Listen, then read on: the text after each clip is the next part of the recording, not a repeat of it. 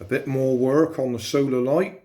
Hi guys, I think I've fixed the solar light that I've been working on for 3 or 4 days now.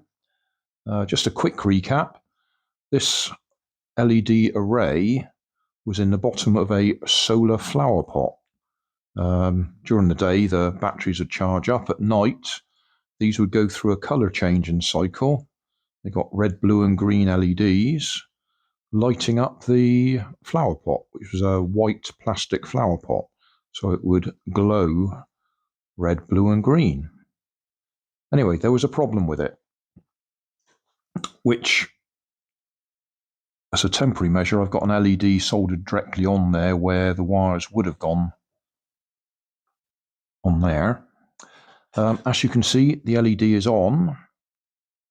The problem was, I think I've just said this, when the sun comes out, the LED should go out and the power from the solar panel should be going to the batteries to charge them up. And what was happening was when the sun comes out, or the halogen light bulb, the power was going to the LED. It wasn't being diverted to the batteries, which meant the batteries weren't getting charged. Recap on previous episodes, I ended up using Tinkercad to simulate the circuit and work out how it worked. It's fairly straightforward.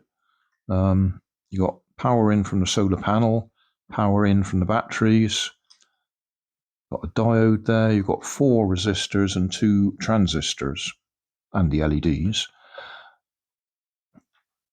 When the sun is shining, the power from the solar panel should be going to the batteries, and when the sun is not shining, the power from the batteries should be going to the LED.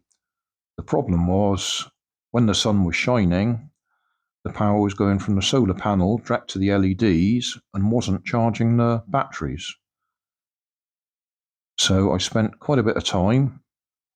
I've reflowed the solder on all the tags just in case they'd gone a bit rusty. Well, they have gone rusty, but I've managed to reflow the solder anyway. I've replaced all the wires because where they were terminated, they were falling off. Got a bit corroded and falling off. And then finally, I desoldered the transistors and worked out which one was faulty. I worked out which one was faulty by simply swapping them over. And I was able to trigger one of them and not trigger the other one. The one that was faulty was the one that was the bottom one there.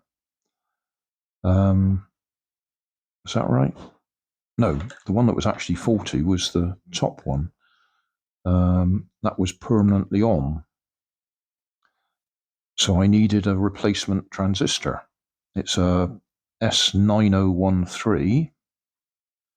I had a look to see what an alternative would be, which would be a S2222, which I should have loads of. So I went and found my box of transistors, and when I was digging through there, I actually found I had a 9013. So that's in there. So I say the LED's on, I'll switch on the halogen light to shine it onto there. And the LED goes out. It's working. So, in summary, the problem was one of the transistors was dead. Now, whether that was because it had gone rusty up the legs, that sometimes happens, the moisture goes up the legs and they go rusty internally, or whether it had been overpowered, too much sun, and it actually burnt it out. Don't know. But either way, it was that transistor. I've changed that transistor and it now works. LED on, put the light on again, LED goes out. So fixed. Having said it's fixed, I won't be putting it back in the flower pot because that had been in the sunlight so much that when you picked it up, it just fell apart. All the plastic had gone really brittle. So I will just try and think of something I can do with this array as an alternative. But at least we've sorted out the circuit. Check the video description. There'll be a link to the video where I use Tinkercad to build the circuit, so you can have a look at it, see how it works. And I'm quite pleased with myself having actually fixed that, because I didn't expect to. And I certainly didn't expect to have a 9013 in my box, but I did. So, job done. So thanks for watching. Don't forget to like and subscribe. Leave us a comment so I know how I'm doing. And somewhere up here there'll be some links to related playlists. Thanks again.